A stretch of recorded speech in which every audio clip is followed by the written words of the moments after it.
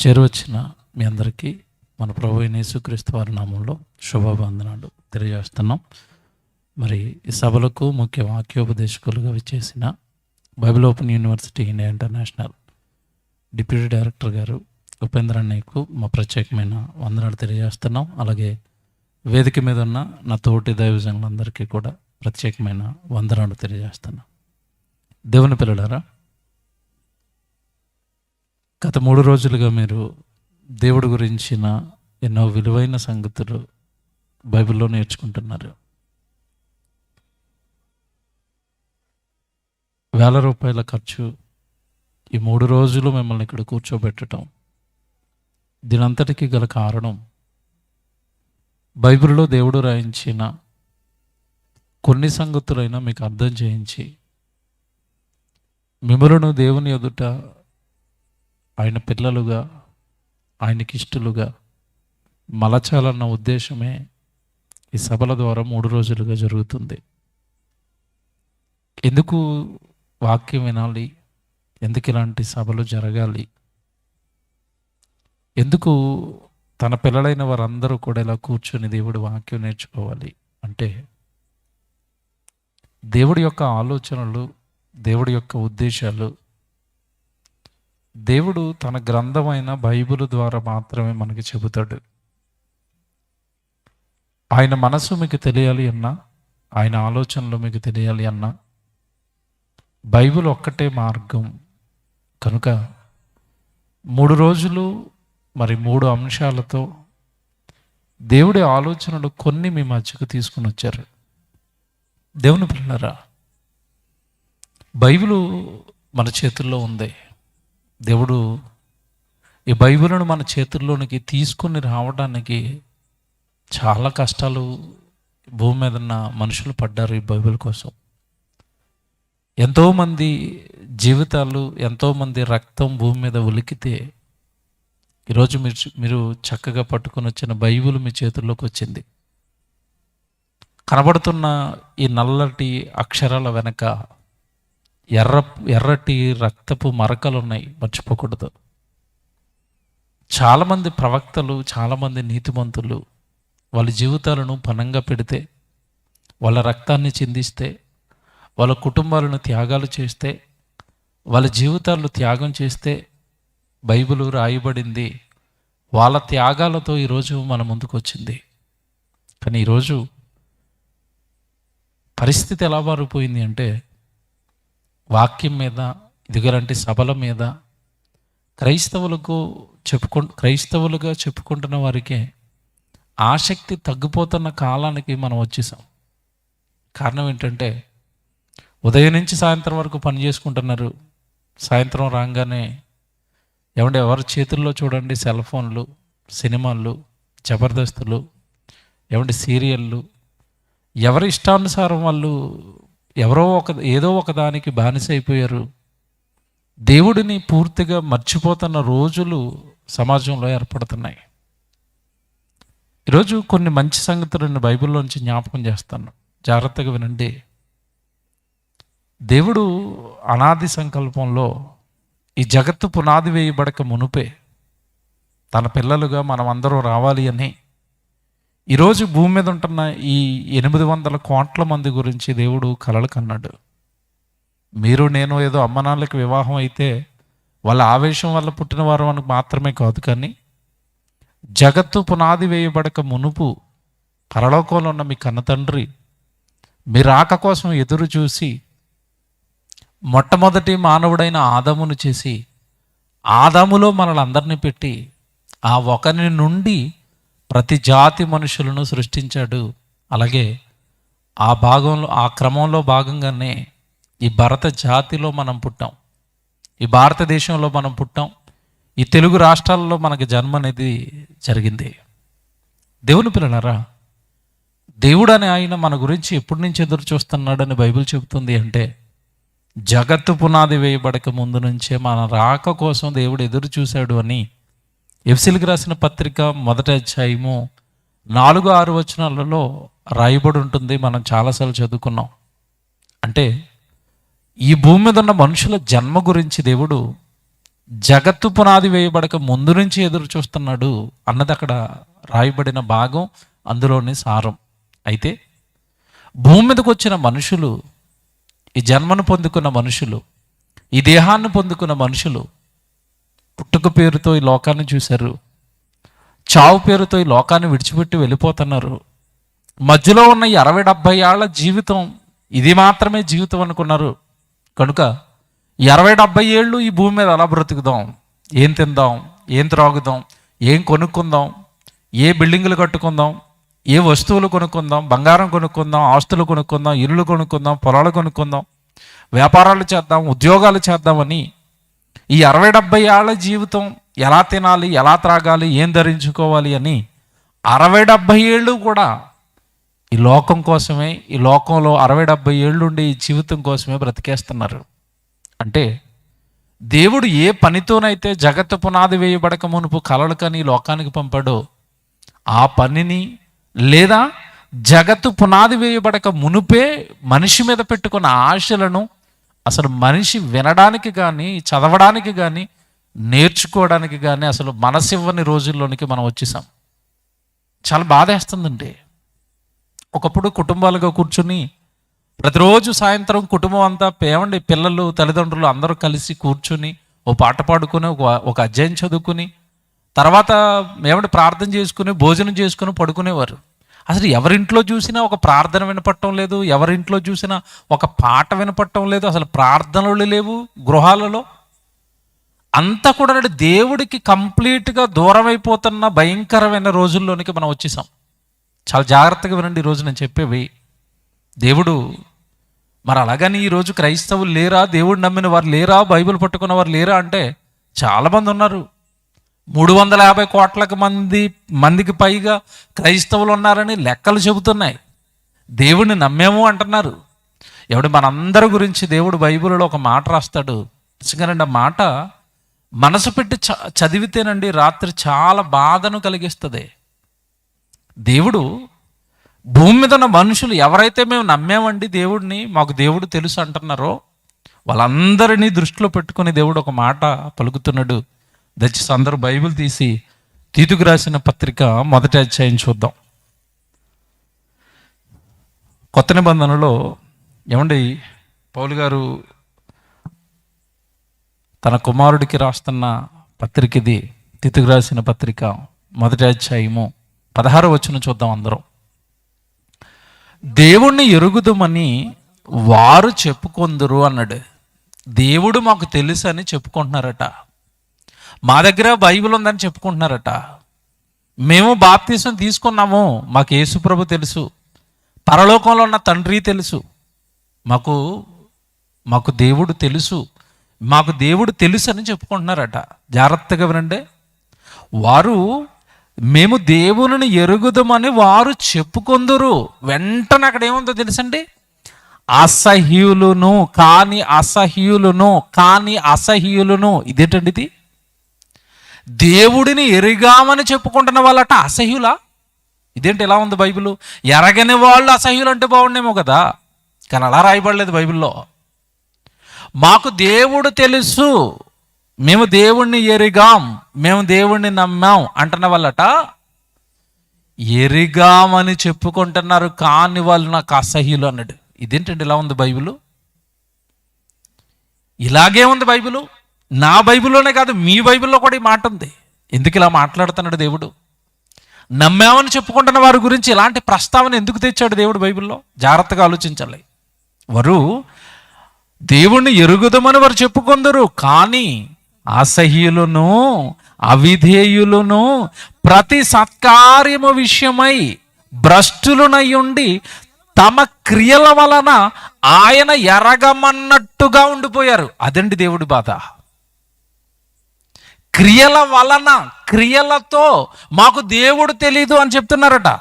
నోటితోనేమో దేవుడు తెలుసు అంటున్నారట, క్రియలతోనేమో దేవుడు ఎవరో మాకు తెలియదు అంటున్నారట. ఎలా చెప్తున్నాడు చూడండి దేవుడు. ఎంతో లోతుగా మన ఆత్మీయ జీవితాన్ని విశ్లేషణ చేస్తున్నాడు చూడండి దేవుడు. విశ్లేషిస్తున్నాడు మన జీవితాన్ని, ఎనాలిసిస్ చేస్తున్నాడు మన జీవితాన్ని. అలాగా పట్టు చూస్తుంటే మన జీవితం బయటకు వస్తుంది. దేవుడు మాకు తెలుసు, దేవుడు మాకు తెలుసు, దేవుడు మాకు తెలుసు అంటున్నారట. కానీ వాళ్ళు నాకు అసహ్యం, వాళ్ళు నాకు అవిధేయులు. ఏంటయ్యా కారణం అంటే, వారు తమ క్రియల వలన జరుగుతున్న సత్కార్యాలను పట్టించుకోరు. జరుగుతున్న సత్క్రియలు, సువార్త పనుల్లో ఎటువంటి పాలిభాగస్తులుగా వారు రారు. దేవుడు పని అనేసరికి మాకు రాదు, మేము చెయ్యము, మేము వెళ్ళము, మేము ఉండము అంటున్నారట. దేవుడు పనుల్లో అయితే సొంత కార్యక్రమాల మీద ఉన్న ఆసక్తి, సొంత కార్యక్రమాల మీద ఉన్నంత ఇష్టం పరలోకంలో ఉన్న కన్న తండ్రి ఏమంటే భూమి మీద పెట్టిన ఒకే ఒక కార్యక్రమం అండి ఆయన సభలు, ఆయన సువార్త, ఆయన వాక్యాన్ని ప్రజల్లోనికి తీసుకువెళ్ళి, ఆయన అంటే ఎరగని ప్రజలు ఎంతమంది అయితే ఉండిపోయారో వాళ్ళందరినీ ఎరిగిన నువ్వు, తెలిసిన నువ్వు ఏదో ఒక కార్యక్రమాన్ని ఆయన పేరట జరిగిస్తూ అనేక మందిని ఆయన వైపు మళ్లించాలి. ఇది బైబిలు. నమ్మిన వాడికి దేవుడు భుజాలపైన మోపిన గురుతర బాధ్యత. ఈ బాధ్యతలు ఏమంటే భుజాల మించి కిందకి దింపేశారు. ఎవరి బాధ్యతలు వాళ్ళవి, ఎవరి కుటుంబాల వాళ్ళవి, ఎవరు సొంతంగా ఎదగడానికి ఎవడు వాళ్ళు ఆలోచిస్తున్నారు. మేము మా కుటుంబం బాగా ఎదిగిపోవాలండి. ఎదగటం అంటే ఏం అర్థం చేసుకున్నారు అంటే, ఏమంటే మంచి బట్టలు, మంచి ఇల్లు, మంచి కారు, మంచి పొలము, ఏమంటే ఇవి ఉంటే ఎదుగుదలనుకున్నారు. ఆత్మీయ జీవితం, భక్తి, అసలు బైబిల్ ఎంతవరకు వచ్చింది? అసలు మన కుటుంబం పేరట దేవుడికి ఏ కార్యక్రమాలు జరుగుతున్నాయి? ఈ కొలమానాలు క్రైస్తవ కుటుంబాలలో నుంచి దూరం అయిపోయాయి. భక్తి దూరం అయిపోతుంది, దేవుడంటే భయం దూరం అయిపోతుంది. ఒక పక్కన కొన్ని గ్రామాల్లో సభలు జరుగుతుంటే క్రైస్తవులుగా చెప్పబడుతున్న వాళ్ళ ఇంటి పక్కనే సభ జరుగుతున్నా ఏమిటి వాళ్ళ ఇంట్లో కూర్చొని టీవీలు చూస్తున్నారండి. భక్తా ఇది భయమా? ఇది దేవుడు అంటే నా ఇంటి పక్కన నేను సభ జరుగుతున్నట్టే నేను ఇంట్లో కూర్చుని ఉండిపోయానంటే దేవుడి సన్నిధి కదా, అది దేవుడి మాటలు కదా అక్కడ జరుగుతున్నవి. ఎవరో ఒక సహోదరుడు వాళ్ళ కష్టాన్ని ₹1,000 ఖర్చు పెట్టి అక్కడ ఆ మీటింగ్ పెట్టినప్పుడు కనీసం నేను ఏమి చేయకపోయినా పర్వాలేదు, అక్కడికి వెళ్ళి కూర్చుని వాక్యం వినాలి కదా. ఏమంటే ఆ భయం కూడా విడిచిపెట్టేశారండి. సభలు జరుగుతున్నాయి రండి అని ఊరూరా తిరిగి ఏమంటే చాలా మంది పిల్లలు ఇప్పటి వరకు కష్టపడుతున్నా ఆ కార్యాన్ని పట్టించుకోని వారుగా మిగిలారు. అందుకే రాశాడు ఇక్కడ దేవుడు, వాళ్ళు మాకు దేవుడు తెలుసని చెబుతారు, వాళ్ళు మాకు దేవుడు తెలుసని చెబుతారు, వాళ్ళు మాకు దేవుడు తెలుసని చెబుతారు. కార్యాల విషయాల్లోకి వచ్చేసరికి, పనుల విషయాల్లోకి వచ్చేసరికి వాళ్ళ క్రియల ద్వారా ఆ దేవుడు ఎవరో మాకు తెలియదు అన్నట్టుగా ప్రవర్తిస్తారట. వాళ్ళకి దేవుడు ఇస్తున్న సర్టిఫికేట్ ఏంటి చెప్పండి? మంచోళ్ళు అన్నాడా? వాళ్ళ గురించి ఏమంటున్నాడు చెప్పండి? మళ్ళా చదువుతారా 16వ వచనం ప్రారంభం. దేవుడిని ఎరుగుదమని వారు చెప్పుకొందురు కానీ ఏమన్నాడు చెప్పండి అక్కడ వెంటనే? అలాంటి వాళ్ళు నాకు అసహ్యం. నా పని జరుగుతున్నప్పుడు అక్కడ రానివాడంటే నాకు అసహ్యం. నా పని జరుగుతున్నప్పుడు దానికి సహకారిగా ఉండనివాడంటే నాకు అసహ్యం. ఎందుకంటే వాళ్ళు నేను చెప్పిన వాక్యానికి విధేయత చూపించటం లేదు, అవిధేయుడిగా మారిపోయాడు, పట్టించుకోని వాడిగా మారిపోయాడు. దేవుని పిల్లలారా, మీకు మాట చెప్తాను, ఈరోజు జాగ్రత్తగా వినాలి. ఏమండి, దేవుడు ప్రారంభం నుంచి కూడా ఈ భూమి మీద ఉన్న మనుషుల ఎడల తన సంకల్పం, తన ఆలోచన లేదా తన మనసును చెప్పుకుంటూ వచ్చాడు. ఏంటయ్యా మనసు అంటే, భూమి మీద పుట్టిన మీరంతా కూడా నాకు మహిమ తీసుకుని రావాలి, నాకు కీర్తి తీసుకుని రావాలి.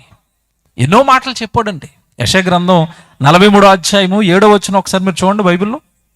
యెషయా గ్రంథం 43వ అధ్యాయము 7వ వచనం చూడండి ఒకసారి.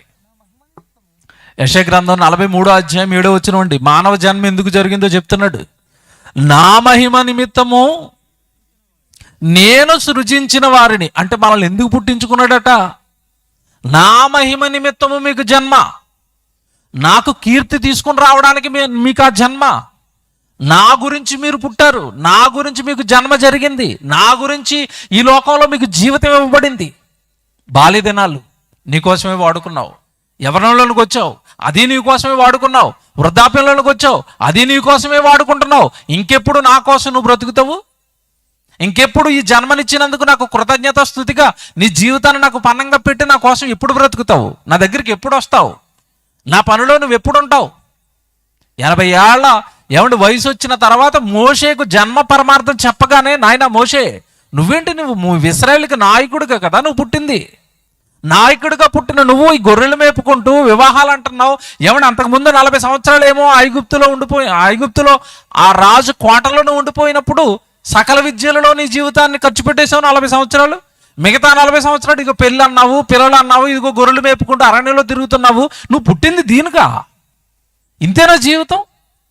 లోకంలో ఉన్న విద్యలు నేర్చుకోవడానికి, ఏమంటే పిల్లల్ని కనడానికి, పెళ్లిళ్ళు చేసుకోవడానికి, ఈ లోకంలో బ్రతికేయడానికి ఇదేనా జన్మ? ఇదేనంటే మానవ జన్మ యొక్క ఏమంటే దేవుని ఉద్దేశం ఇదేనా? కాదు. నువ్వు పుట్టింది నా కోసం. ఇదిగో వెళ్ళాలి, నువ్వు ఇశ్రాయేలు ప్రజలందరినీ విడిపించాలి నాయకుడుగా.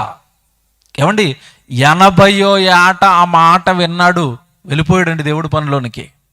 120 సంవత్సరాలు మహానుభావుడు బ్రతికింది, మిగతా 40 సంవత్సరాలు కూడా వెనుదిరగక దేవుడి పనిలోనే తన జీవితాన్ని ముగించాడు. మరి మోషే గారిని భక్తుడు అన్నాడు కదా, మీరు భక్తులు అవరా? మరి మీ జీవితం దేవుడికి ఉపయోగపడాలి కదా, మీ జీవితం నుండి ఏదో ఒక రకంగా దేవుడికి మహిమ కీర్తి తీసుకొని రావాలి కదా. అదే ఇక్కడ మనకు చెప్తున్న మాట అదే కదండి. యెషయా గ్రంథం 43:7 ఇప్పుడు మనం చదువుకున్నది అదే. నా మహిమ నిమిత్తము నేను సృజించిన వారిని, అంటే నీకు జన్మను దేవుడిచ్చింది ఆయనకు మహిమ తెస్తావని, ఆయన పాటలు పాడతావని, ఆయన వాక్యాలు చెబుతావని. నిజంగా ఇందాక ఒక చిన్న పాప మాట్లాడింది చూడండి, వయసు చాలా చిన్నదండి ఆ పాపది. సిలువకు శత్రువుల గురించి మాట్లాడుతూ నువ్వే ఆ శత్రువువి, దేవుడిని ఏమైనా దేవుడి గురించి నువ్వు ఏమన్నా పట్టించుకోవు, దేవుడు సువార్త ఎటు వెళ్ళిపోతానో పట్టించుకోవు. భూమి మీద నీ గ్రామంలో ఉన్న వాళ్ళు చాలా మంది దేవుడిని నమ్మటం లేదండి, దేవుడికి అవిధేయులు అయిపోయారండి.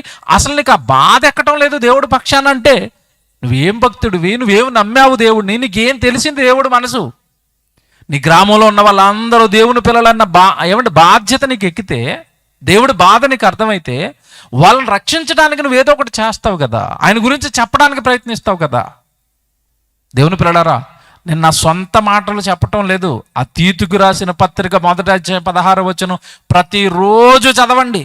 దేవుణ్ణి ఎరుగుదామని వారు చెప్పుకుంటున్నారు, నాకు దేవుడు తెలుసు అంటున్నారు, కానీ నాకు వాళ్ళు అసహ్యులు, అవిధేయులు. కారణం ఏంటంటే ప్రతి సత్కార్య విషయంలో వారు నాకు అవిధేయులు అయిపోయారు. క్రియలు లేవు వాళ్ళ జీవితం నుండి, ఎటువంటి క్రియ నా కోసం జరగటం లేదు. అపోస్తులు యేసుప్రభు వెనకాల ఉన్నారు, తొలినాళ్ళలో వాక్యం నేర్చుకున్నారండి. వాక్యం నేర్చుకున్న తర్వాత వాళ్ళ సేవలో పెట్టిన తర్వాత వాళ్ళు చేసిన కార్యక్రమాలనే ఒక పుస్తకం అయిపోయి అపోస్తులుల కార్యములు అని ఒక పుస్తకం వచ్చింది బైబిల్లో. వాళ్ళు చేసిన కార్యక్రమాలండి అవన్నీ. మన జీవితం నుండి, మన కుటుంబం నుండి ఈరోజు దేవుడికి జరుగుతున్నది ఏంటి చెప్పండి? దేవుని పిల్లలారా, నేను నీకు ఒక ఉదాహరణ జ్ఞాపకం చేస్తానండి. దేవుడు ఎప్పుడు కూడానండి తన పిల్లలమైన మనం తనకు అనుకూలంగా తాను అనుకున్నట్టుగా భూమి మీద మనం బ్రతకటం లేదని చాలాసార్లు అండి, ఒక్కసారి ప్రకృతిని చూడండి ఆయన, ప్రకృతిని చూడండి ఆయన, ప్రకృతిని చూడండి ఆయన అని చాలాసార్లు అండి మన కళ్ళ ముందున్న ప్రకృతిలో ఉన్న చాలా వాటిని మన కళ్ళ ముందు పెట్టి మీరెందుకు అలా నా కోసం బ్రతకరు అని ప్రశ్నించాడు. ఆదామును చెయ్యకు మునుపు చేశాడండి సూర్యుడిని, డ్యూటీ వేసాడు దానికి. ప్రతి ఉదయం వెళ్ళాలి, నా పిల్లలకి వెలుగివ్వాలి అన్నాడు. పగటిని ఏలుటకు పెద్ద జ్యోతిని, రాత్రిని ఏలుటకు చిన్న జ్యోతిని అని ఎక్కడో ఆదికాండం 1వ అధ్యాయంలో 14వ వచనంలో దేవుడు పలికితే, నేటి వరకు కూడా సూర్యచంద్రులు అండి ప్రతిరోజు పగలొకరు రాత్రి ఒకరు మనకి వెలుగివ్వడానికి సృష్టిలోని కళ్ళ ముందుకు వస్తున్నారే. ఎప్పుడో ఏర్పాటు చేసిన వ్యవస్థలన్నీ దేవుడు చెప్పగానే ఏమన్నా సిస్టమేటిక్గా ఇప్పటి వరకు మీ తాత తరంలో, మీ ముత్తాత తరంలో, మీ తరంలో, ఏమన్నా రాబోయే మీ పిల్లల తరంలో ఆ వ్యవస్థలన్నీ అలా పనిచేస్తూనే ఉన్నాయే. దేవుడు ఏర్పాటు చేసినవి. శీతాకాలం అన్నాడు, వర్షాకాలం అన్నాడు, ఎండాకాలం అన్నాడు, ఋతువులు వాటి అంతటా అవి మారటం లేదు కదా, దేవుడు కదండి వాటి వెనకాల ఉండి నడిపిస్తున్నాడు. సృష్టిని నడిపిస్తూ సృష్టిలో ఉన్న ప్రతిదీ నీకు సేవ చేస్తుంటే ఆ సేవలను పొందుకుంటున్న నువ్వు, వాటి వల్ల బ్రతుకుతున్న నువ్వు, వాటిని నిన్ను చేసిన దేవుడి కోసం నువ్వు బ్రతకాలి కదా. అది ఎందుకు మనకు అర్థం అవటం లేదు? బైబిల్లోనండి నేను చాలా సందర్భాలు చెబుతున్నప్పుడు బైబిల్లో ఉన్న ఒక సందర్భం నాకు చాలా ఇష్టం అండి. ఎందుకంటే సృష్టి ఎంత కమిట్మెంట్తో దేవుడి కోసం పనిచేస్తుందో మనకు అర్థం అవడానికి దేవుడు కొన్ని సందర్భాలు బైబిల్లో రాయించాడు. అందులో ఒక మాట, ఒక సందర్భం ఉంటుంది 8వ అధ్యాయంలో. ఒకసారి జ్ఞాపకం చేసుకుందాం దాన్ని.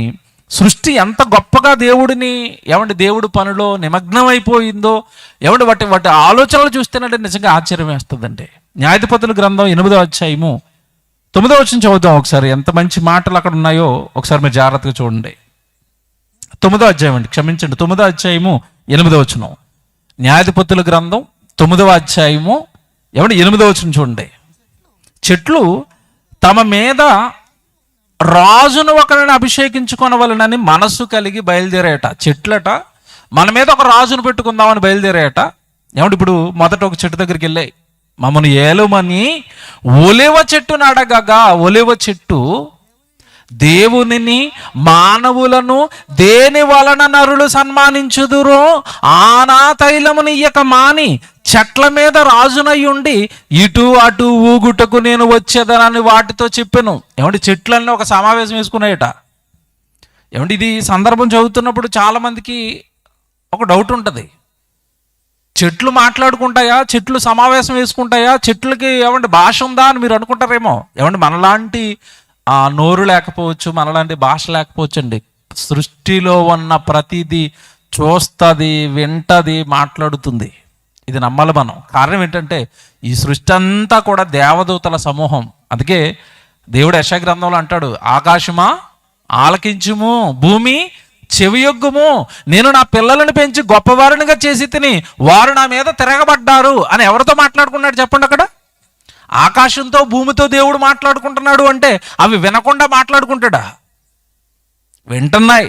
కాకపోతే అవి ఏమంటే ఎలా వింటాయో ఎలా మాట్లాడుకుంటాయో మనకి అర్థం అవటం లేదు. చెట్ల గురించి అండి, వాటి కింద ఒక వ్యవస్థ ఉంటుంది. ఈ వేర్ల ద్వారా ఈ చెట్టు వేరు ఆ చెట్టు వేరు కలిసే ఉంటాయి. ఆ చెట్టు నుండి ఈ చెట్టుకి కొన్ని పోషకాలు పంపించుకుంటూ ఉంటాయి. ఏ చెట్టు అయినా ఎండిపోతుంటే పోషకాలు లేనప్పుడు మిగతా చుట్టుపక్కల ఉన్న చెట్లు వేర్లన్నీ కూడా వేర్ల ద్వారా దానికి పోషకాలు పంపిస్తాయి. చెట్లు మాట్లాడుకుంటాయి. ఎవడు మన కళ్ళ ముందున్న ప్రతి జంతువు మాట్లాడుకుంటుంది. కుక్క మాట్లాడుకుంటుంది, పక్షి మాట్లాడుకుంటుంది, కోడి పిల్లలతో మాట్లాడుకుంటుంది. పైన గ్రద్ద తిరుగుతుంది అనుకోండి, తల్లి కోడి గమనించగానే అది ఒక రకమైన శబ్దం చేసి రెక్కలెత్తుతుంది పైకి, వెంటనే పిల్లలన్నీ ఆ రెక్కల కిందకి వెళ్ళిపోతాయి. మరి తల్లి కోడి పిల్ల కోడితో మాట్లాడుకోలేదు, ఆ పిల్లలతో మాట్లాడింది. అది ఏ భాష మనకి తెలీదు, వాటికి మాత్రమే అర్థమవుతుంది. అది కుక్కలు మాట్లాడుకుంటాయి, పావురాలు మాట్లాడుకుంటాయి, అన్నీ మాట్లాడుకుంటాయండి. సృష్టిలో ఉన్న అన్నీ మాట్లాడుకుంటాయి. కానీ ఆ మాటల్లో ఉన్న సారం పట్టుకుంటే ఇక్కడ మనం చెట్లన్నీ మాట్లాడుకుంటున్నాయట, మన మీద ఒక రాజును పెట్టుకుందాం అనుకున్నాయట. అప్పుడు ఒలివ చెట్టు దగ్గరికి వెళ్ళి అడిగాయట, మేము ఎలాగో రాజును పెట్టుకోవాలనుకుంటున్నాం కదా, నువ్వు మాకు రాజు అయి ఉంటావా అన్నప్పుడు ఎవడు నిజంగా ఒలివ చెట్టు ఇస్తున్న ఆన్సర్ చూడండి. అక్కడ ఏమని మాట్లాడుతుంది ఆ చెట్టు అంటే, ఒలివ చెట్టును అడగగా ఒలివ చెట్టు దేవునిని మానవులను, ఇక్కడ మీరు బాగా గమనించండి, చెట్టు ఏమంటుందంటే దేవునిని మానవులను దేని వలన నరులు సన్మానించుదురో ఆ తైలం ఇవ్వడానికి నేను పుట్టాను. అంటే మన కళ్ళ ముందున్న చెట్టుకి దేవుడు తెలుసు, నరుడు తెలుసు. మనకి చెట్టు తెలుసు అంతే. చెట్టు వేసిన దేవుడు, ఆ చెట్టుతో ఏమంటే దేవుడికి ఆ చెట్టుకి మధ్యలో ఉన్న సత్సంబంధాలు ఏమంటే ఇవన్నీ మనకి తెలుసు అంటే మనకి తెలియదండి. నిజంగా ఇక్కడ ఒక చెట్టు మా మీద రాజుగా ఉంటావా అనగానే లేదు నేను ఆ పని చేయను, నేను దేవుడు నన్ను పుట్టించింది తైలం ఇవ్వడానికి, ఒలీవ తైలం ఇవ్వడానికి పుట్టాను నేను. దానితో నరులను సన్మానించాలి, దానితో దేవుణ్ణి సన్మానించాలి. ఆ పని నిమిత్తం నేను పుట్టాను, ఆ పనే చేస్తాను. దేవుడు నన్ను ఎందుకైతే పుట్టించాడో ఆ పనే చేస్తాను. ఆవుని ఏ పనితో అయితే పుట్టించాడో ఆ పని చేస్తుంది, గేదెని ఏ పనితో అయితే పుట్టించాడో ఆ పనే చేస్తుంది, సూర్యుని ఏ పనితో అయితే పుట్టించాడో ఆ పనే చేస్తాడు. మరి నువ్వు పుట్టింది దేవుడిని మహింపరచడం కోసం కదా, దేవుడిని ఆనందపెట్టడం కోసం కదా, దేవుడి గురించి చెప్పడానికి పుట్టావు కదా, దేవుడి గురించి చెప్పించడానికి పుట్టావు కదా. ఏమంటే ఈరోజు ఏవి అలాంటి ఏమంటే భక్తి కలిగిన జీవితాలు ఏవి, భక్తి కలిగిన కుటుంబాలు ఏవి మీరు ఆలోచించండి బాగా. బైబిల్లో చదువుకున్నామండి భక్తులు అంటే, బైబిల్లో చదువుకున్నామండి ఒకనాడు వాళ్ళ దేవుడికి భయపడ్డారు అని. ఏమంటే ఈరోజు బైబిల్ ఎలా మిగిలిపోతుంది సమాజం మధ్యలో అంటే చదువుకోవడానికి మిగిలిపోయింది. ఒకప్పుడు ఉన్నారట అకుల ప్రిస్కిల అనే ఏమంటే ఒక కుటుంబం ఉందట, వాళ్ళు పౌలు గారికి సేవలో సహకారులుగా ఉన్నారట. చదువుకోవడానికి మిగిలిపోయింది తప్ప అలాంటి కుటుంబాలు ఏర్పడటం లేదు. మా కుటుంబం కూడా అలా మారాలని ఎవరు అనుకోవటం లేదండి. వాక్యం ఎలాగ ఆగిపోతుంది అంటే ఏమంటే చాలా మంది వినటమే మానేశారు, వింటున్న వాళ్ళు కూడా ఆనందపడడానికి వింటున్నారు అంతే. హృదయంలోనికి తీసుకుని దాని ప్రకారం బ్రతకడానికి, మేము అలా మారాలని అనుకోవడానికి, నేను కూడా ఏమంటే ఈ సభల ద్వారా మార్పు పొందుతాను, నేను నా భయంకరమైన జీవితాన్ని మార్చుకుంటానండి, ఇప్పటి వరకు లోకం కోసం నా కోసం బ్రతికింది చాలుగా నేను దేవుడి కోసం బ్రతుకుతాను. ఎవరండి ఆలోచిస్తున్నారు ఇలాగా? ఒక చెట్టు అంటుంది దేవుడు నన్ను ఎందుకైతే పుట్టించాడో నేను దానికోసమే బ్రతుకుతాను. ఇంకా చెప్పమంటారా? ఫరో దేవుడు మాట వినటం లేదు, మోషే అహరోనులు పంపించాడు. ఆ రోజు నా పిల్లలైన ఇశ్రాయేలు అందరినీ విడిపించడానికి ఇదిగో మోషేను అహరోన్ని నేను నిలబెట్టుకున్నాను పంపించంటుంటే ఎవడు ఆ రోజు ఫరో అసలు మాట వింటం లేదు. మీరెవరు పంపించడానికి, ఆయన ఎవరు నన్ను శాసించడానికి, ఎవరు అసలు యెహోవా ఎవరు అంటున్నాడు. అలాంటప్పుడు దేవుడు మోషే అహరోనులతో చెప్పిందండి, నాయనా వాడు అలా అయితే మాట విండు, నా శక్తి ఏంటో మీకు నేను ఇచ్చిన అధికారం ఏంటో మహత్కార్యాల రూపంలో వాడికి మీరు చూపిందరు కానీ అన్నాడు. అలాగే ప్రభు అన్నారు. మొదట వెళ్ళారండి, మొదట ఇవ్వండి ఫరో ఎదుట ఒక సూచక్రియ చేశారు. ఏం చేశారు అంటే, నువ్వు కర్ర పట్టుకొని అయినా అది పాము అయిపోతుంది, తోక పట్టుకోగానే కర్ర అయిపోతుంది అన్నాడు. అది ఫరో ముందు చేశారు. ఏమంటే ఆ మహత్కార్యం చూశాడు కానీ వాడు ఏమంటే అలా భయపడినట్టే భయపడ్డాడు, దాన్ని పట్టించుకోలేదు. మరలా రెండవ సూచక్రియ లేదా రెండవ మహత్కార్యం వాడు ముందు చేయండి ఆయన అన్నాడు. ఏంటంటే ఏట్లో నీళ్లు ఉన్నాయి కదా, కర్రతో కొట్టండి అవన్నీ రక్తంగా మారిపోతాయి అన్నాడు. ఆ రక్తంగా మారిపోయాయి. అయినా సరే అన్నాడు, భయపడ్డాడు. మరలానండి వాడి హృదయం కఠినపరచబడుతూనే ఉంది. తర్వాత మూడవ మహత్కార్యంగా బైబిల్ ఒకటి చెప్తాడండి. ఇక వాడికి ఈరోజు మీరు ఒకటి చెప్పండి, ఆయన మోషే అహరోనులతో చెప్తున్నాడు, ఈరోజు ఒకటి చెప్పండి వాడికి. ఏం చెప్పాలి అంటే, నువ్వు గనక దేవుడి మాట విని తన ప్రజలను గనక పంపించకపోతే నీ పొలిమేరను మొదలుకొని నీ రాజ్యం మొత్తం, నీ ఇల్లు, నీ పొలము, లేదంటే నీ బెడ్రూము, నీ కిచెన్ మొత్తం, నీ ఇల్లంతా కూడా కప్పలతో నిండిపోతుందని చెప్పు అన్నాడు. వాడు వినలేదండి. వినకపోయేసరికి అన్నది అన్నట్టుగానే వచ్చాయి. ఏట్లో కప్పలు పుట్టాలి అని మోషే అహరోనులు శాసించగానే ఎక్కడో దూరంగా ఉన్న ఏట్లో కప్పలు పుట్టేయండి. ఆ పుట్టిన కప్పలకు మోషే అహరోనులు దేవుడి ద్వారా ఆజ్ఞాపించింది ఏంటంటే, మీరు వెళ్ళిపోండి ఐగుప్తీయుల ఇళ్ళ మీద. కనగానే మొత్తం టోటల్గా ఐగుప్తీయుల ఇళ్ళన్నీ కూడా కప్పలు కప్పేశాయి. అసలు పడుకుంటున్న మంచం మీద కప్పలే, తినడానికి ఏమంటే పెట్టుకున్న వస్తువులు ఉంటాయి కదండి, ఆ వస్తువులు కిచెన్లో ఉన్న దాచుకున్న సామాన్లు కూడా కప్పలే, ఇంటి నిండా కప్పలే. ఎక్కడ అడుగు పెడితే అక్కడ కప్పలండి. అసలు తిరగడానికి లేదు, కూర్చోవడానికి లేదు, నుంచోడానికి లేదు, పడుకోవడానికి లేదు, మొత్తం అంతా కప్పలు కప్పేశాయి. ఇంకేం చేయాలో అర్థం అవ్వలేదండి ఫరోకి.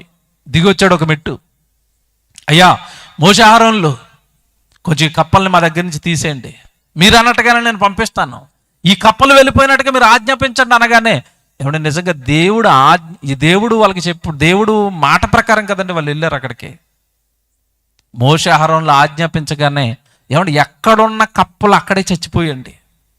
ఎక్కడికి వెళ్ళిన కప్పలు అక్కడే చచ్చిపోయాయి. ఇంట్లో ఉన్న కప్పలు ఇంట్లో చచ్చిపోయాయి, మంచం మీద ఉన్న కప్పలు మంచం మీద చచ్చిపోయాయి, ఏమంటే వంట చేసుకునే వస్తువుల్లో ఉన్నవి అక్కడ చచ్చిపోయాయి, అక్కడ చచ్చిపోయండి. నిజంగా సందర్భాన్ని మీరు లోతుగా ఆలోచిస్తే ఒక కప్ప దేవుడికి ఉపయోగపడింది. అక్కడ ఎలా ఉపయోగపడింది అంటే, ఫరోకు బుద్ధి చెప్పడానికి దేవుడు నిజంగా ఆ రోజు కప్పలను వాడుకుంటే ఏట్లో పుట్టమంటే పుట్టాయి, ఇంట్లోకి వెళ్ళమంటే వెళ్ళిపోయాయి. ఏమంటే అలాగ వాడికి బుద్ధి వచ్చిన తర్వాత మీరు చచ్చిపోవాలి అనగానే అక్కడ చచ్చిపోయండి అవి. ఏంటంటే నిజంగా వాటిలో ఉన్న ఆ భక్తి ఏంటి? దేవుడు ఏది చేయమంటే అవి చేస్తాయి. పుట్టమంటే పుట్టాయి, వెళ్ళమంటే వెళ్ళాయి, చచ్చిపోమంటే చచ్చిపోయాయి. ఇప్పుడు మీరు లోతుగా ఆలోచించండి. పరలోకంలో ఉన్న కన్న తండ్రి జగత్తు పునాది వేయబడక మరుపు మనల్ని కోరుకుని ఈ లోకానికి మనల్ని పంపాడు. నాకు మహిమ తండి, నాకు కీర్తి తీసుకుని రండి అని పంపాడు. ఎవడు వచ్చిన మనమంతా కూడా ఈ రంగుల లోకాన్ని చూసాం, ఈ అందమైన లోకాన్ని చూసాం, పంపించిన తండ్రిని మర్చిపోయాం, ఆయన ఇచ్చిన పనిని మర్చిపోయారు. ఈరోజు ఎవడు ఆయన కోసం బ్రతికేవారు తగ్గిపోతున్నారు. రాబోయే తరాలలో ఎవడు ఏం జరుగుతుందో భయం కింద ఉందండి. ఇంకా భక్తులు వస్తారా, సేవకులు వస్తారా, సేవ జరుగుతుందా, దేవుడికి ఇలాంటి సభలు జరుగుతాయా, తర్వాత తరం కాపాడబడుతుందా, ఆ తర్వాత తరం పరిస్థితి ఏంటి? ఏమంటే మనం ఈరోజు దేవుడిని నమ్మిన సైలెంట్గా ఉండిపోతే మాకు తెలుసు దేవుడు అని ఏ పని ఎత్తుకోకుండా, సేవ పక్షాన్ని ఏ భారము మనం భరించకుండా, మన కుటుంబాలు, మన సంతోషాలు, మన సుఖాలు అనుకుని బ్రతికేస్తే రాబోయే తరానికి ప్రభువుని ఎవరు తీసుకెళ్తారు? రాబోయే తరాన్ని ఎవరు రక్షిస్తారు? రాబోయే తరం యొక్క బాధ్యత ఎవరు ఎత్తుకుంటారు? మీరు బాగా ఆలోచించండి. దేవుని పిల్లలారా, ప్రకృతి కళ్ళ ముందు ఉంది, దేవుడు చెప్పిందే చేస్తుంది. ఏమంటే మన కళ్ళ ముందు వాక్యం ఉంది, నువ్వు చెయ్యాలని దేవుడు బైబిల్లో చాలా రాయించాడు. వాటి విషయంలో మనం ఏం ఆలోచిస్తున్నాం? ఏమంటే ఈరోజు పరిస్థితులు ఎలా మారిపోతానే చెప్తాను, జాగ్రత్తగా వినండి. మీరు మీ కుటుంబము బైబిల్ చదువుతూ, భక్తిలో ఉంటూ, ప్రార్థనలు చేసుకుంటూ, దేవుడి సేవలో కనుక ఉండకపోతే రాను రాను రాను రాను ప్రపంచం ఎలా తయారవుతుంది అంటే నష్టపోయేది మనమేనండి దేవుళ్ళో లేకపోతే. ఈరోజు యవ్వన సమాజాన్ని మీరు చూడండి, యవ్వనస్తులను చూడండి, చాలామంది చిన్న వయసులోనే మత్తు పదార్థాలకు బానిసలైపోయారు. తాగుబోతులు అయిపోతున్నారు, తిరుగుబోతులు అయిపోతున్నారు. ఏమంటే సిగరెట్లని, గుట్కాలని, ఏమంటే పసి వయసు అండి. నిజంగా చెప్పాలంటే టీనేజ్ 11కి 12కి 13కే ఈ భయంకరమైన వ్యసనాలకు అలవాటు పడిపోయారు. కారణం ఏంటి? ఇంట్లో ప్రార్థన లేదు కదా. దేవుడు పనికి వెళ్ళిపోదావరా, దేవుడు గుడికి వెళ్ళిపోదామని రోజు చేయి పట్టుకుని నువ్వు తీసుకురావడం లేదు కదా. నువ్వు దేవుళ్ళ వాడిని పెంచడం లేదు కదా. దేవుడి కోసం వాడిని, దేవుడి యొక్క భయభక్తులు వాడిని పెట్టడం లేదు కదా. నష్టం మనమే పోతా ఉండే, మన పిల్లలే పోతారు ముందు. మన పిల్లలే భయంకరమైన మత్తు పదార్థాలకు బానిసలు అవుతారు. తర్వాత నిన్ను రోడ్డు మీద గింటేస్తారు.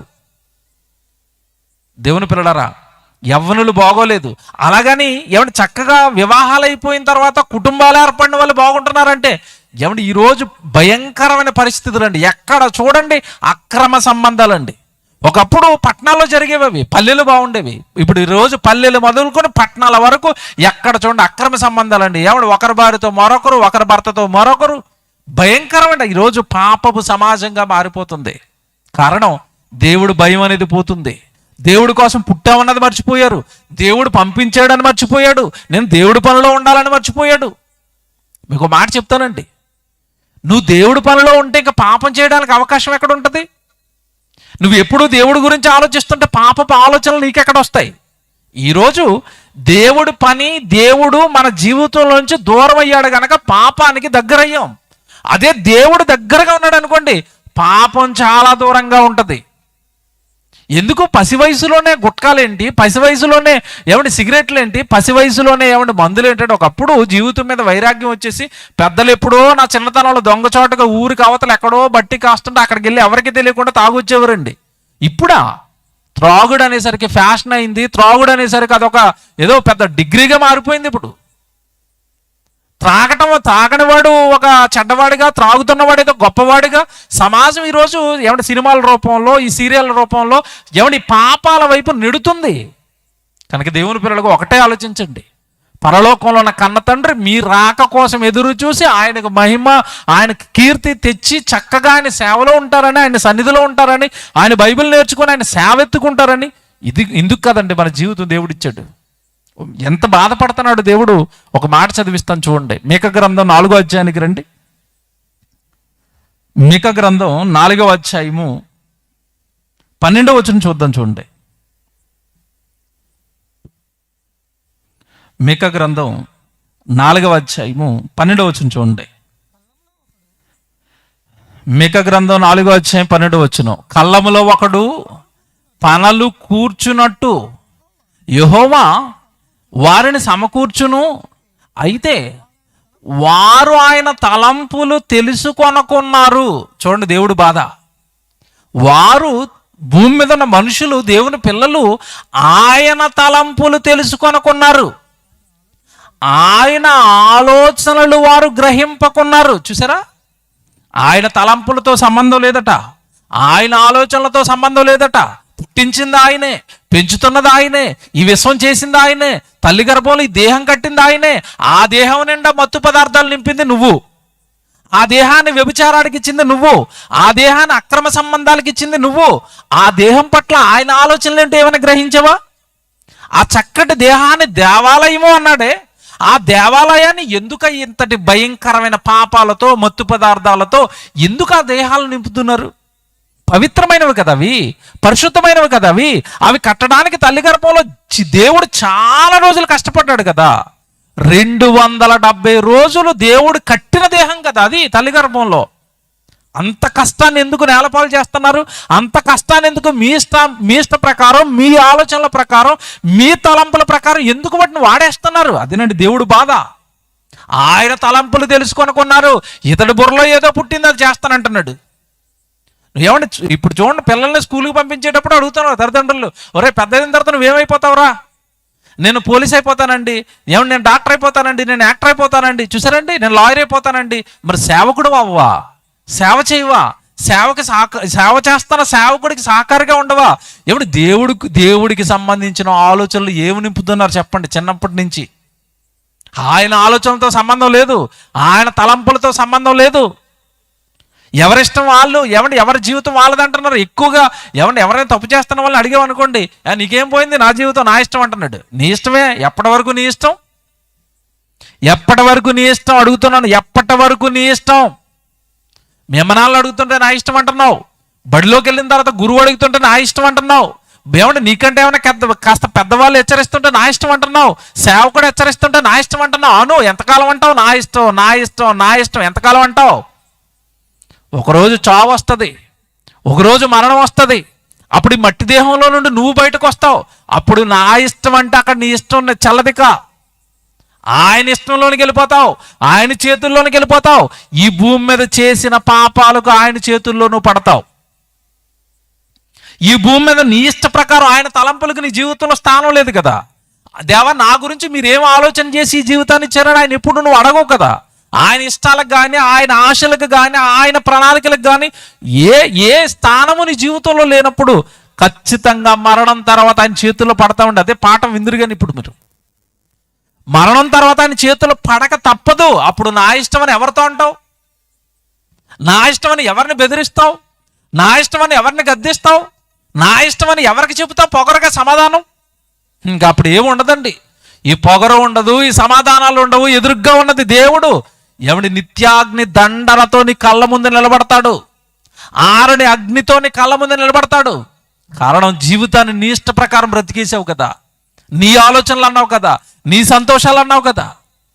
బైబిల్ అంతా దేవుడిని ఎవడి కళ్ళ ముందు పెట్టి, ఆ బైబిల్లో మన జీవితం అంతా కళ్ళ ముందు పెట్టి ఈ జీవితాన్ని ఇవ్వడానికి ఆయన ఎంత కష్టపడ్డాడో చెప్పి నువ్వు నా కోసం బ్రతుకు నాయన అంటుంటే, ఎవడు ఈరోజు ఎవ్వరు కూడా దేవుడిని సీరియస్గా తీసుకోవటం లేదండి. సీరియస్గా తీసుకోవటం లేదు. నమ్మాం, బాప్తిజం తీసుకున్నాం, ఇష్టం ఉంటే గుడికి వస్తాం, ఇష్టం లేకపోతే రాము, చుట్టాలు వస్తే రాము, కాస్త జలుబు చేస్తే రాము, కాస్త ఒళ్ళు అలసటగా ఉంటే రాము. ఎవరిని అడుగుతారు? అడగండి, ఎవరు అడుగుతారు మమ్మల్ని రాకపోతే? భూమి మీద నిన్ను ఎవరు అడగరు. కానీ మరణం తర్వాత ఒక ఆయన అడుగుతాడు లెక్కలు. నువ్వు తింటున్న తిండి, నువ్వు పీలుస్తున్న గాలి, నువ్వు త్రాగుతున్న నీళ్లు, నువ్వు అనుభవిస్తున్న ఆకాశము నేల, వీటన్నిటి లెక్కలు తీస్తాడు ఒక ఆయన మరణం తర్వాత. 60-70 ఏళ్ళు నిన్ను పెంచి పోషిస్తే భూమి మీద నా కోసం నువ్వు చేసింది ఏంటని అడుగుతాడు. మర్చిపోకండి. దేవుడు బైబిల్లో రాయించిన విధానం మనం అర్థం చేసుకుంటే మన బ్రతుకంతా బైబిల్లో ఉంది. మనం ఎలా బ్రతకాలో చెప్పడానికే బైబిలు, మనం ఏం చేయాలో చెప్పడానికే బైబిలు. వాటన్నిటిని పక్కన పెట్టారు కదండి ఈరోజు. అందుకే అంటున్నాడు మొదటి మాట, మీరు చదువుకున్న మొదటి మాట ఏమన్నాడు తెలుసా? మొదటి మాట మనం చదువుకున్న మొదటి మాట దగ్గరికి వద్దాం. వారు దేవుణ్ణి ఎరుగుదమని తీతుకు రాసిన పత్రిక 1:16 వచ్చినవండి. ఏమన్నాడు అక్కడ? మాకు దేవుడు తెలుసు అంటున్నారు. మరి దేవుడు తెలిస్తే దేవుడు ఆలోచనలు తెలిసాయా? దేవుడు నాకు తెలుసు అంటున్నావు కదా, దేవుడు తలంపు ఏంటో నీ జీవితం ఏడలో నువ్వు ఎప్పుడైనా అడిగావా దేవుణ్ణి? నేను ఎందుకు పుట్టాను దేవా, నేను ఏం చేయాలి దేవా, ఎప్పుడైనా అడిగావా? ఎవడు బైబిల్లో కొంతమంది భక్తులను జ్ఞాపకం చేస్తాను. దావీదు ఉన్నాడు. దావీదు ఎందుకు పుట్టాడండి అన్నాం అనుకోండి, కాస్త బైబిల్ చదివిన వాళ్ళు అయితే టక్కమని ఆన్సర్ చెప్తారు. ఏమని? ఇశ్రాయేలు ప్రజలు 40 సంవత్సరాలు పరిపాలించడానికి పుట్టాడండి. Very good. మోషే ఎందుకు పుట్టాడండి? ఇదిగో నాయకుడిగా ఉండి ఇశ్రాయేలు ప్రజలందరినీ విడిపించడానికి పుట్టాడండి. యెషయా ఎందుకు పుట్టాడండి? ప్రవక్తగా దేవుడు మాటలు చెప్పడానికి పుట్టాడండి. ఇర్మీయా ఎందుకు పుట్టాడండి? ప్రవక్తగా దేవుడు మాటలు చెప్పడానికి పుట్టాడండి. యేసుప్రభు ఎందుకు పుట్టాడండి? అన్నిటి గురించి చక్కగా మనకు తెలుసండి. యేసుప్రభు ఎందుకు పుట్టాడంటే మనందరి కోసం సిలువ వేయించుకుని మనకు పాప క్షమాపణ నిమిత్తం రక్షణ ఏర్పాటు చేయడానికి పుట్టాడండి. పౌలు గారు ఎందుకు పుట్టారండి? అపోస్తలుడిగా సేవ చేయడానికి అన్యజనులకి పుట్టాడండి. అన్నిటికీ ఆన్సర్ ఉంది కదా. అందరూ ఎందుకు పుట్టారో టకా టకా టకా టకా చెప్తున్నావు కదా. నువ్వెందుకు పుట్టావు? ఇంతకీ నువ్వెందుకు పుట్టావు? ఏముందండి, పెద్దోడిని అయ్యాను, పెళ్లి చేసుకున్నాను, పిల్లలకి అన్నాను, ముసలుడు అయిపోతాను, చచ్చిపోయిన నరకానికి వెళ్ళిపోతాను. ఎందుకని నువ్వు పుట్టింది? వాళ్ళందరూ సేవ చేయడానికి పుట్టారంటున్నావు కదా. నువ్వెందుకు పుట్టావు? అసలు నీ జన్మ ఎందుకు? నీ జన్మ అసలు ఆయనకి ఏం ఉపయోగపడుతుంది?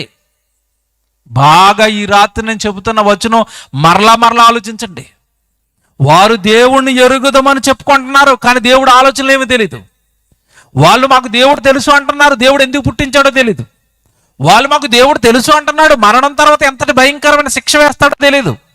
వారు మాకు దేవుడు తెలుసు అంటున్నారు, తెలిస్తే దేవుడు ఎలా బ్రతకమన్నాడో అలా బ్రతుకుతున్నామా అది తెలీదు. దేవుని పిల్లలారా, ఈ సభల యొక్క ముఖ్య ఉద్దేశం అదే. దేవుని వైపు మళ్ళండి. దేవుడి ప్రార్థనల వైపు, దేవుడి వాక్యం వైపు, దేవుడి పనుల వైపు మీ జీవితాన్ని మళ్లించుకోండి. మహాభయంకరమైన పాతాళం మరణం తర్వాత ఎదురు చూస్తుంది. మహాభయంకరమైన శిక్ష కళ్ళ ముందు ఉంది. ఏమండి నిజంగానండి, గోదావరి తీర ప్రాంతాల్లో పుట్టిన వాళ్ళకండి, నేను పుట్టింది అక్కడేనండి. ఒకప్పుడు పరిస్థితి ఎలా ఉంటుందంటేనండి, ఆగస్టు నెల జూలై నెల వచ్చేసరికి పరిస్థితి ఎలా ఉంటుందంటే వర్షాలు భయంకరంగా పడతాయండి. ఆ గోదావరి తీర ప్రాంతాలలో ఉన్న వాళ్ళ పరిస్థితి ఎలా ఉంటుందంటే ఎప్పటికప్పుడు నా చిన్ననాడైతే రేడియో పెట్టుకుని రెడీగా ఉండేవారండి. ఎందుకంటే గోదావరి ఎప్పుడు ఉవ్వెత్తున పొంగిపోతుందో తెలీదు, అది వచ్చిందంటే ఊరంతా కొట్టుకుని వెళ్ళిపోతుంది. ఆ భయంతో రాత్రిపూట అంటే గ్రామంలో ఉన్న పెద్దవాళ్ళు ఎవరో నిద్రపోయేవారు కదండి, ఒక చోట మంటేసుకుని అలా కూర్చునేవారు రేడియో పెట్టుకుని. కారణం ఏంటి? ఇదిగో వర్షం బాగా పడిపోయినాయా, రాత్రికి రాత్రి మట్టం పెరిగిందా, ఊరిలోనికి వరద వచ్చిందా, ఊరంతా నాశనం అయిపోతుంది. ముందుగానే పడవలు సిద్ధం చేసుకునేవారు, రేడియో పెట్టుకుని అక్కడ కూర్చునేవారు. కారణం ఏంటంటే ప్రమాదం కళ్ళ ముందు ఉంది కనుక. ఏమంటే ఈరోజు ఎవరికి కూడా మరణం ఏ రూపంలో వస్తుందో తెలియదు. భయంకరమైన ప్రమాదాలు వస్తున్నాయి, భయంకరమైన రోగాలు వస్తున్నాయి, చావు ఏమంటే ఈరోజు కళ్ళ ముందు కదులాడుతుంది. కళ్ళ ముందు చావు కదులాడుతున్నా చచ్చిపోయిన తర్వాత ఏమంటే భయంకరమైన పాతాళం ఉందని యేసుప్రభు 2000 సంవత్సరాల క్రితం చెప్పి వెళ్ళిపోయాడే. నరకం ఉంది, నరకమైన పురుగు చావదు, అగ్ని ఆరదు అని చెప్పిన తర్వాత నాకు మరణం వస్తే నేనేమైనా అందులో పడిపోతానేమోనని ఏమంటే భయంకరమైన ప్రమాదం కళ్ళ ముందున్న పట్టని వారుగా తిరుగుతున్నారండి. దేవుడు పని ఉంది రండి అంటే రారు, సొంత పనులు. దేవుడు ప్రార్థనలు ఉన్నాయంటే రారు, దేవుడు సేవ చేద్దామంటే రారు, దేవుడి గురించి చెబుదామంటే రారు. ఏమైపోతారు మరణం తర్వాత? ప్రమాదం కళ్ళ ముందున్న పట్టించుకునే వాడిని ఏమంటారు తెలుసండి బైబిలు? బుద్ధిహీనులు. బుద్ధిమంతుడైతే పాతాళాన్ని తప్పించుకుని పరలోకానికి వెళ్ళిపోయే జీవ మార్గాన్ని వెతుక్కుంటాడు, జీవ మార్గాన్ని ఇచ్చే పనులు వెతుక్కుంటాడు. దేవుని పిల్లలారా, యేసు ప్రభు చెప్పాడు, అది ఎవరో చెప్పేది కాదు. నరకం ఉంది, అగ్ని ఆరని నరకం ఉంది, జాగ్రత్త అన్నాడు. భయపడుతూ ఉండాలి. నా జీవితం ఎలా ఉంది దేవుళ్ళో, ఇప్పటి వరకు ఏం చేశాను దేవుడి కోసం? 60 ఏళ్ళు వచ్చాయే, 40 ఏళ్ళు వచ్చాయే, ఎవడు ఈ సంవత్సరాలన్నీ దేవుడు నన్ను కాచి కాపాడాడే, అసలు ఏనాడు నేను దేవుడిని పట్టించుకోవటం లేదే, దేవుడికి నేను ఉపయోగపడటం లేదేనని ఎవరి మనసండి భయంతో ఉంది. నన్ను చేర్చుకుంటాడా మరణం తర్వాత దేవుడు? మరణం తర్వాత నాకు స్వర్గాన్ని ఇస్తాడా? మరణం తర్వాత తన హక్కును మనం చేర్చుకునేంత భక్తి నాలో ఉందా? అన్ని కార్యక్రమాలు నాలో ఉన్నాయా అని ఎవరండి చెక్ చేసుకుంటున్నారు? వస్తున్నారు వెళుతున్నారు అంతే. తీతుకు రాసిన పత్రిక 1:16 వచనం రోజు చదవండి. దేవుడు మాకు తెలుసు అంటున్నావా? అయితే నీ కార్యక్రమాలు ఏవి దేవుడి నుండి? అదేంటండి మేము విశ్వసించాం కదా, నేను నమ్మేశాం కదా ప్రభుని అంటారా? బైబిల్లో చాలా లోతైన సంగతులు ఉన్నాయి. విశ్వాసం గురించి బైబిల్ చెప్పిన మాట ఏంటో తెలుసండి? విశ్వసించిన వాళ్ళందరి గురించి బైబిల్ చెప్పిన మాట ఏంటో తెలుసా? క్రియలు లేని విశ్వాసము మృతము. బైబిల్లో రాశాడు. నువ్వు విశ్వసిస్తే సరిపోదు, నీ విశ్వాసం నుండి క్రియలు రావాలి దేవుడికి. ఏవి ఏమంటే నిజంగా అన్నయ్యలను చూస్తుంటే ప్రతి సంవత్సరం అట 12వ సంవత్సరం అంటే ప్రతి సంవత్సరం సభలు పెడతారట, లక్షలు ఖర్చు పెడతారట. అదేంటండి? వాళ్ళకేం పట్టింది? వాళ్ళకే ఎందుకు ఆశ పుట్టింది? మా గ్రామం అది, మా గ్రామంలో ప్రతి సంవత్సరం దేవుడి గురించి చెప్పాలి, చెప్పించాలి. అంటే మనకెందుకు కలగటం లేదు అలాగా? మనకెందుకు రావటం లేదు అలాంటి ఆలోచనలు? దేవుని పిల్లలారా, ఈ రాత్రి ఆ వచనాన్ని బట్టి మీ జీవితాన్ని చాలా జాగ్రత్తగా ఆలోచించుకోండి. నమ్మాను, నేను బైబిల్ దగ్గరికి వచ్చాను, బైబిల్ నన్ను దేవుడు పని చేయమంటుంది, బైబిల్ నన్ను దేవుడి కోసం పుట్టావురా అంటుంది. మరి ఎంతవరకు నేను దేవుడికి ఉపయోగపడుతున్నాను అని మీ జీవితాన్ని మీరు చాలా జాగ్రత్తగా భద్రం చేసుకోండి. ఈ దేహాలను పాపాలకు ఇవ్వకండి, ఈ దేహాలను మత్తు కార్యక్రమాలకు ఇవ్వకండి, ఈ దేహాలను అక్రమమైన పాపాలకు ఇవ్వకండి, ఈ లోకానికి ఇచ్చేయకండి. మీ తండ్రిది అది, చాలా కష్టపడి కట్టుకున్నాడు ఆ దేహం. ఆయన కోసం వాడతారని, ఆయన సేవలో ఆ దేహాన్ని పెడతారు అని. జాగ్రత్త. దేవుడి కోసం బ్రతకండి, దేవుడి పనిలో ఉండండి, దేవుడి జీవితమై బ్రతకండి. ప్రార్థన చేసుకుందాం.